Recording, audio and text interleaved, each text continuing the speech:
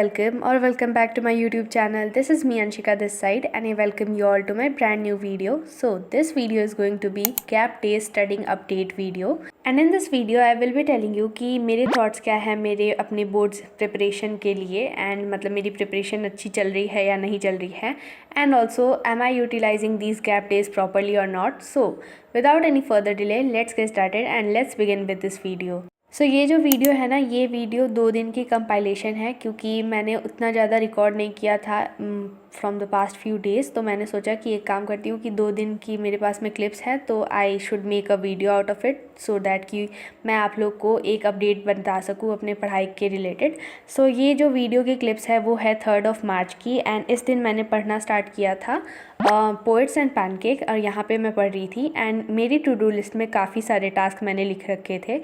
I have my to do list with me and let me tell you कि मैंने उस दिन क्या क्या कंप्लीट किया था। मतलब मैंने उतनी ज़्यादा क्लिप्स नहीं रिकॉर्ड किए हैं but let me tell you कि मैंने क्या क्या कंप्लीट किया था। तो सबसे पहले तो मैंने सुबह में एक पैसेज कंप्लीट किया क्योंकि मैंने नोटिस किया है कि मेरे से पैसेज जो स्टार्टिंग वाला होता है ना डिस्क्रिप्टिव पैसेज, वो मेरे से बिल्कुल अच्छे से सॉल्व नहीं हो रहा है। मतलब मैंने सैम्पल पेपर में जो मेरे पास में है उसमें से मैंने एक पैसेज को सॉल्व किया एंड वो मेरी मतलब सबसे बड़ी मिस्टेक थी क्योंकि सबसे पहला पैसेज मैंने इतना हार्ड चूज़ किया था कि मेरे से वो हुआ नहीं। पूछा कुछ था, 2 साइड्स थे उसके मतलब पैसेज में एंड मैंने उल्टे वाले साइड को पकड़ लिया था एंड उसके साथ में मैं पूरा आंसर्स दे गई एंड मेरे बहुत सारे आंसर्स गलत थे, मतलब बहुत कम नंबर आए थे मेरे। तो फिर मुझे लगा कि नहीं भाई, पैसेज के लिए बहुत ज़्यादा सीरियसली काम करना पड़ेगा। देन फिर मैंने सोचा कि मैंने रोज़ का ही एक टास्क बना लिया कि एक पैसेज तो ज़रूर सॉल्व करना है सैम्पल पेपर में से। तो मैंने सैम्पल पेपर में से रोज़ का ये टास्क बना के रखा हुआ था तो मैंने वैसा एक सैम्पल पेपर से पैसेज सॉल्व किया। देन उसके बाद में मैंने पोएट्स एंड पैनकेक वाला एक लेक्चर देखा था CBSE गाइडेंस से। देन उसके बाद में मैंने इंटरव्यू वाला भी चैप्टर कंप्लीट कर लिया था। शाम में मैंने फिर डिबेंचर्स वाला चैप्टर कंप्लीट किया, मतलब ज़्यादा कंप्लीट नहीं किया, मतलब वो तो इजी है लेकिन मैंने PYQ से क्वेश्चंस किए थे, मतलब जो मेरे पास में क्वेश्चन बैंक है उसमें से मैंने कुछ क्वेश्चंस को प्रैक्टिस किया था डिबेंचर्स चैप्टर से। एंड उसके बाद में प्लान तो मेरा 2 चीज़ और करने का भी था। तो देखो, मैंने सोचा था कि मैं कैश फ्लो का भी क्वेश्चंस कर लूँगी एंड उसके साथ में मैं राइटिंग सेक्शन का भी सारा पोर्शन लिख लूँगी एक बार कि जो क्या क्या चीज़ है और उसके जो कॉमन लाइंस होते हैं वो सारे मैं नोट डाउन कर लूँगी डियर सर की वीडियो से। तो वो तो मेरे से नहीं हो पाया, cash flow and writing section वाला पार्ट मेरे से नहीं हो पाया। बट लास्ट में मैंने MCQ कर लिए थे शेयर्स वाले चैप्टर के, जैसे होता है ना कि कैपिटल रिजर्व में कितने पैसे ट्रांसफ़र होंगे या फिर maximum discount and minimum discount, तो वो मैंने कंप्लीट किया था। एंड उसके बाद में तो फिर मैंने कुछ नहीं किया उस दिन और उसके बाद मैं सो गई। एंड उसके बाद में 4 मार्च को मैंने एज सच कुछ भी क्लिप्स रिकॉर्ड नहीं की एंड ये मैं डायरेक्टली बता रही हूँ। और ये जो क्लिप चल रही है वो है 5 मार्च की, जिस दिन मैंने पढ़ना स्टार्ट किया था। एंड यहाँ पे मतलब मैंने 4 मार्च को भी पढ़ाई की थी, जैसे कि मैंने डेली का जो एक टास्क बना के रखा हुआ है कि मुझे पैसेज कंप्लीट करना है तो फिर मैंने वो किया। पिछले दिन का जो टास्क था राइटिंग सेक्शन वाला तो वो मैंने कंप्लीट किया और उसमें बहुत ज़्यादा टाइम लग गया था, सच में बता रही हूँ।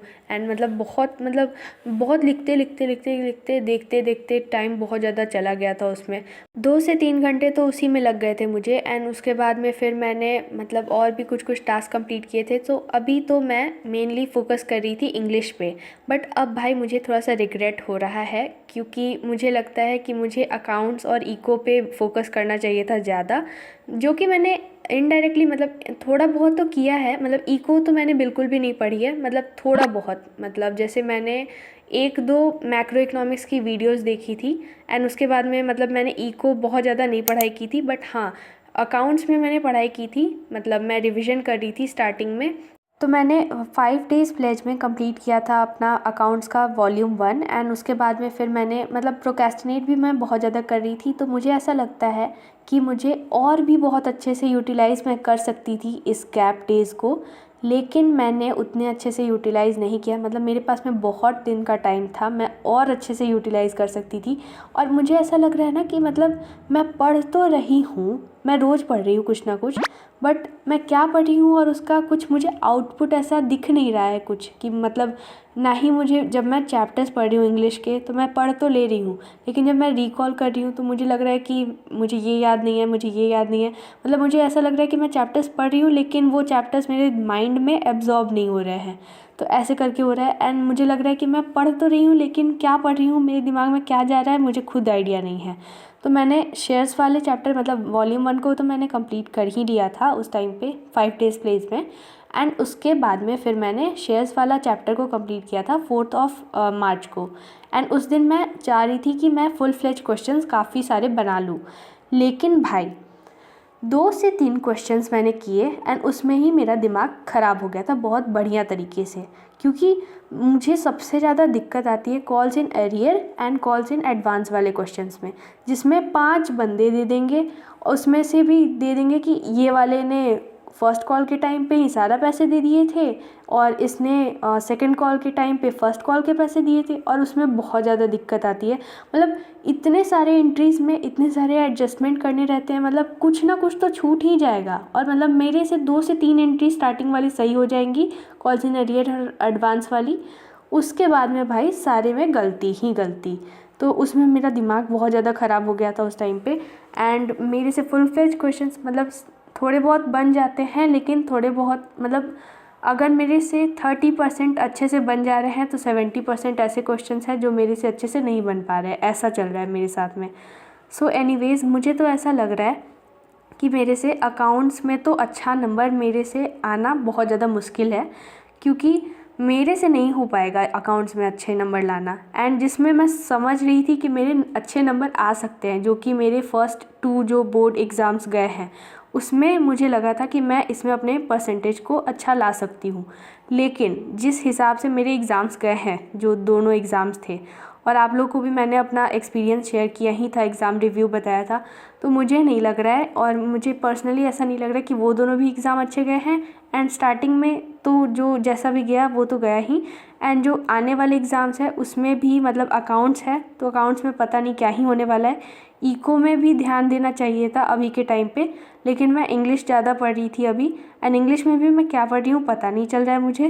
तो बहुत ज़्यादा दुख दर्द वाली सिचुएशन हो रही है मेरे साथ में कि गैप डेज थे भी, यूटिलाइज़ भी नहीं हुआ, मेहनत भी कर ली, समझ में भी नहीं आया कि क्या मेहनत हुई। लेकिन बहुत ज़्यादा कन्फ्यूजन चल रहा है अभी मेरी लाइफ में, बट एनीवेज़ मेरा लाइफ कन्फ्यूजन से ही भरा रहेगा। लेकिन मैं अब कोशिश करूँगी कि मैं अब अच्छे से शांत दिमाग से सारे चीज़ को पढूँ, एंड कुछ भी करके आगे वाले तीनों एग्ज़ाम में मैं बहुत अच्छा स्कोर करना चाहती हूँ। ठीक है, मैं मानती हूँ कि अकाउंट्स में मेरे से बहुत अच्छा नहीं हो पाएगा, लेकिन at least I can try my best. तो जो भी आगे नंबर आने वाले होंगे वो तो फिर भगवान के भरोसे एंड CBSE बाबा के भरोसे, लेकिन मैं ट्राई करूँगी कि मेरे अच्छे नंबर आ जाए। और मतलब मैं प्रोक्रेस्टिनेशन सबसे बड़ा तो मेरे साथ में, मतलब मेरा जो एनिमी है, मेरा अंदर का इंटरनल एनिमी, वो है मेरा प्रोक्रेस्टिनेशन।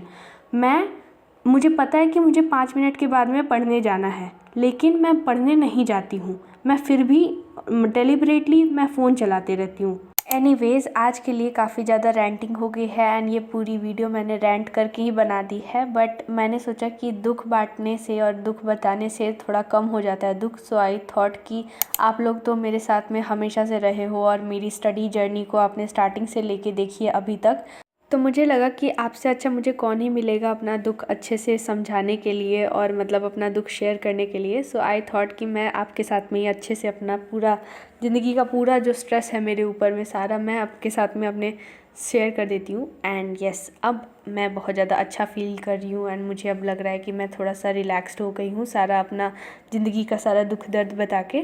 एंड येस, अब मैं ट्राई करूँगी कि अब मैं थोड़ा सा माइंडफुली अच्छे से पढ़ पाऊँ, क्योंकि भाई बोर्ड्स हैं, अच्छे नंबर तो फिर भी लाने हैं जैसा भी कुछ भी सिचुएशन हो। तो मुझे लगता है कि अब मैं आराम से पढ़ूँगी, थोड़ा सा मेरे अंदर का जो जितना भी फ्रस्ट्रेशन था पढ़ाई को लेके वो सारा मैंने निकाल दिया, एंड अब मुझे लगता है कि अब सही लग रहा है। तो अब मैं आराम से पढ़ूँगी, एंड अब मैं ट्राई करूँगी कि मैं बेस्ट अपना परफॉर्म कर सकूँ। एंड मार्क्स तो फिर भी जैसे आएंगे वो तो बाद में ही पता लगेगा, एंड वो तो मैंने भगवान भरोसे छोड़ दिया है। लेकिन but all I can do is that I can perform my best and I will try my best, और मैं कोशिश करूँगी कि मैं अपनी procrastination को beat कर पाऊँ. So yeah, that was like pretty much it for this video, and thank you guys so much for watching this one. And if you like this video, then make sure to like, comment, share and subscribe to my YouTube channel, because it motivates me a lot for making such type of videos for you all, and I will love to see your comments on this video. So yeah, thanks for watching.